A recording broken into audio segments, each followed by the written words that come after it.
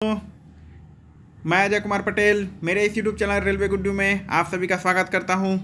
तो आज जो हमारे पास है वो है हमारे आरआरबी एनटीपीसी के थ्रू हुए इस स्टेशन मास्टर की भर्ती का सैलरी स्लिप।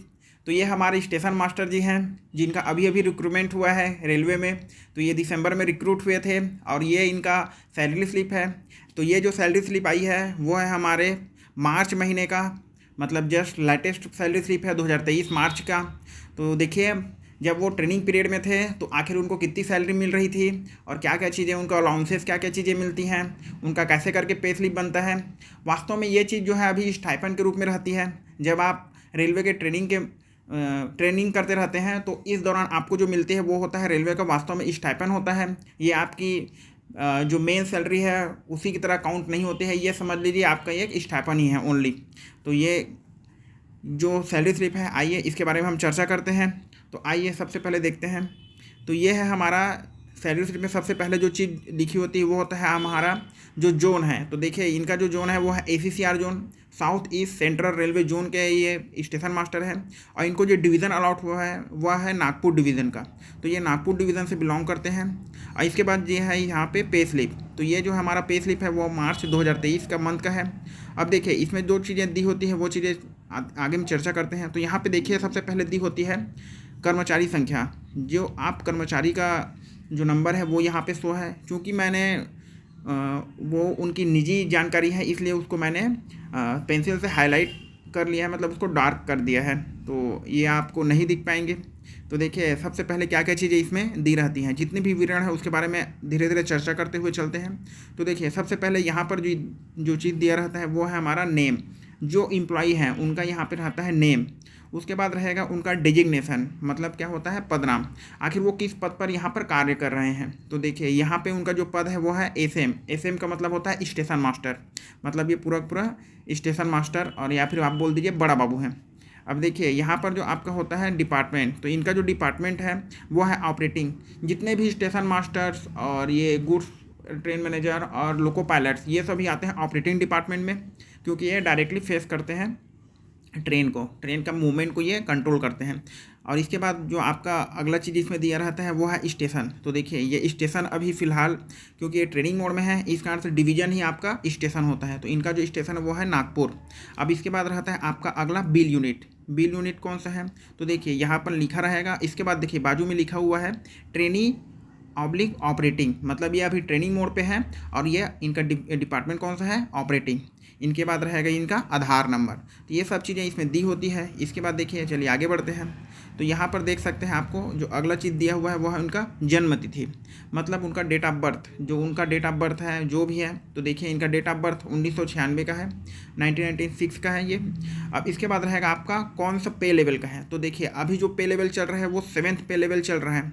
तो 7th पे लेवल में इनका जो पे लेवल है वो है पे लेवल 6, मतलब कि ये 6th पे लेवल से बिलोंग करते हैं। तो इनका जो सैलरी होती है वो 6 पे लेवल के हिसाब से कैलकुलेट होगी। अब देखिए, इनका जो वेतन वृद्धि तिथि है, मतलब इनका जो वेतन में इंक्रीमेंट हुआ है, तो इंक्रीमेंट कब हुआ है? 1/7/2023 को।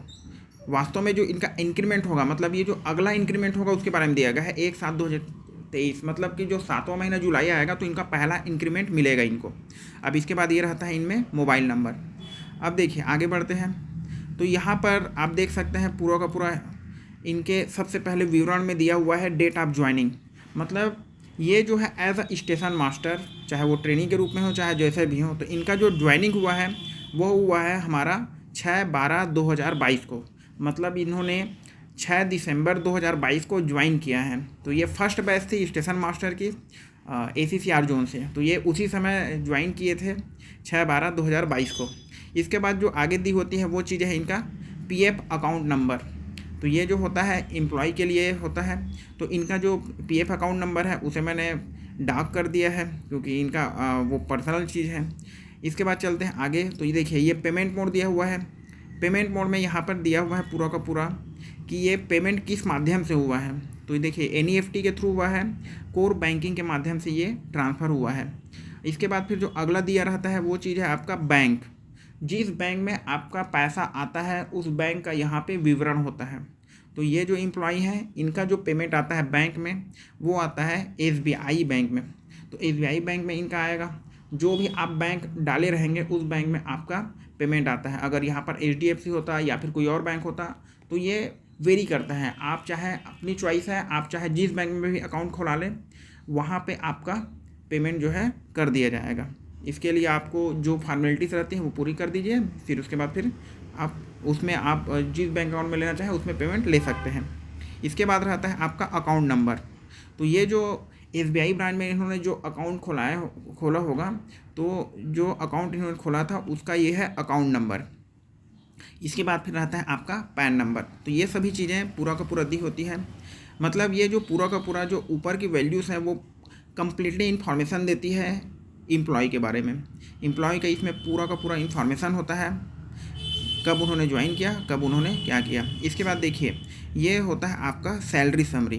तो ये जो पहला पार्ट है वो हो गया आपका, जो आप बेसिक डिटेल्स हैं उसके बारे में दी हुई है। इसके बाद जो सेकंड पार्ट आता है वो आपका आता है सैलरी के बारे में।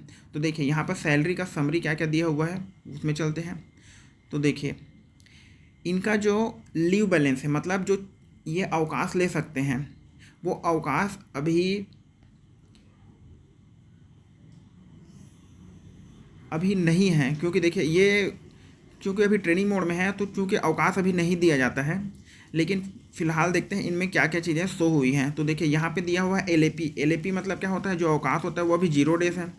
इसके बाद फिर आपका जो LHAP है, LHAP मतलब क्या होता है, हॉस्पिटल अलाउंस। तो ये जो अलाउंस नहीं, हॉस्पिटल की जो छुट्टियाँ होती हैं, मेडिकल लीव जिसको बोला जाता है, ये इनके में अभी है 0। मतलब आप ट्रेनिंग के टाइम पे कोई भी प्रकार की छुट्टी लेते हैं तो पहले तो छुट्टी आपको मिलेगी नहीं। अगर आप लेते भी हैं तो भी वो आपके अकाउंट में क्रेडिट नहीं होंगी या फिर आपके अकाउंट में होती ही नहीं है, तो आप छुट्टी नहीं ले सकते हैं। ट्रेनिंग में कोई भी प्रकार की छुट्टी नहीं मिलती है। और देखिए इमरजेंसी तो मिल जाती है, अलग चीज़ है। और यहाँ पे देखिए इनका जो ड्यूटी डेज है, कितने ड्यूटी डेज़ के लिए किया है इन्होंने, 31 डेज़, क्योंकि मार्च 31 डे का होता है तो 31 डेज़ इन्होंने ड्यूटी किया है। अब इसमें जो होता है वेतन रहित दिवस, मतलब इन्होंने जो छुट्टी लिया होगा उसके बारे में है। तो ये देखिए 0 मतलब इनको पूरा का पूरा वेतन मिला हुआ है। अब इसके बाद आगे चलते हैं। तो देखिए इनको जो टोटल पेमेंट हुआ है ग्रॉस पे, तो ये जो पेमेंट है वो ग्रॉस पे, मतलब जितना इनको पे करना है, जो इंडियन गवर्नमेंट जो इंडियन रेलवे है इनको पेमेंट करेगी वो है 48,852 रुपये का। मतलब इनको जो टोटल पेमेंट मिलेगा 48,852 रुपये का। और अगर ये कुछ छुट्टी लेते हैं या कुछ भी करते हैं या जो कटौतियाँ होंगी इनके में, तो देखिए इनके में कुछ कटौतियाँ होंगी। जो कटौतियाँ हुई हैं वो है इनका 200 रुपये कटौती हुआ है, 200 रुपये इनका काटा गया है। तो फिर 200 रुपये कटने के बाद इनका जो वेतन बना है, जो नेट पे बना है, वो बना है 48,652 रुपये। मतलब इनको जो इन हैंड सैलरी मिली है या फिर स्टाइपेंड मिला है वो मिला है 48,652 रुपये का। तो देखिए जब सैलरी बनती है तो उसमें क्या क्या चीज़ें इंक्लूड रहती है, आइए अब जानते हैं। तो जो आप ट्रेनिंग टाइम में रहते हैं तो देखिए आपको क्या क्या चीज़ें मिलती हैं। देखिए तो इनका जो अर्निंग का माध्यम है वो है, देखिए पहले तो बेसिक पे, क्योंकि ये पे लेवल 6 के अंतर्गत आते हैं तो इनका जो बेसिक पे शुरू होता है वो होता है 35,400 रुपये। तो ये इनका बेसिक जुड़ा हुआ है। इसके बाद इनका जुड़ा हुआ है डियरनेस अलाउंस, मतलब ये होता है आपका महंगाई भत्ता। तो इनको जो महंगाई भत्ता है वो अभी फ़िलहाल 42% के हिसाब से 35,400 का जब आप 42% करेंगे तो आपको मिलेगा 13,452 रुपये। मतलब कि इनको 13,400 रुपये महंगाई भत्ता मिला हुआ है। इन दोनों को जब हम टोटल करते हैं तो हमारा जो ग्रॉस पे होता है वो होता है 48,852 रुपये। तो ये हो गया इनको मिलने वाली अर्निंग्स। अभी इसमें कोई भी प्रकार की HRA, नाइट ड्यूटी अलाउंस और जो भी आपको मिलता है ट्रांसपोर्ट अलाउंस, ये सभी चीज़ें अभी नहीं जुड़ी हैं, क्योंकि अभी ये ट्रेनिंग मोड पे हैं। तो ट्रेनिंग में केवल और केवल हमें 2 चीज़ें मिलती हैं, एक मिलती है बेसिक पे और दूसरा मिलती है हमारी डियरनेस अलाउंस। इसके बाद देखिए इनकी कुछ कटौतियाँ भी हुई हैं। जो इनकी कटौतियाँ हुई है वो है आपका प्रोफेशनल टैक्स ऑफ महाराष्ट्र का, ये रखता है 200 रुपये। मतलब ये जो है महाराष्ट्र गवर्नमेंट जितने भी एम्प्लॉय होते हैं उनसे ये कलेक्ट करती हैं, तो ये होता है 200 रुपये। तो ये 200 रुपये इनका कटा हुआ है। 200 रुपये कटने के बाद इनको जो नेट पे हुआ है वो हुआ है 48,652 रुपये का। तो ये होती है स्टेशन मास्टर की हमारी ट्रेनिंग टाइम पे लेवल। ये जो पेमेंट मिला है वो अभी ट्रेनिंग टाइम पे है तो मिला हुआ है। मतलब ये समझ लीजिए 48,652 रुपये इनके डायरेक्ट अकाउंट में गए हैं। इनका ये अपने जैसा भी चाहें वैसा यूज कर सकते हैं। तो अभी कोई भी प्रकार की कटौतियाँ तो नहीं हो रही है। जब आप ट्रेनिंग पीरियड में रहते हैं तो कोई भी प्रकार की कटौतियाँ नहीं होती हैं। और ये जो पूरा पेमेंट है वो आपको स्टाइपेंड के फॉर्मेट में मिलता है, ना कि ये आपकी सैलरी है। इसको आप सैलरी मानेंगे तो भी चल जाएगी, बट ये वास्तव में स्टाइपेंड के रूप में कैलकुलेट होता है। तो यही जानकारियाँ देनी थी आपको।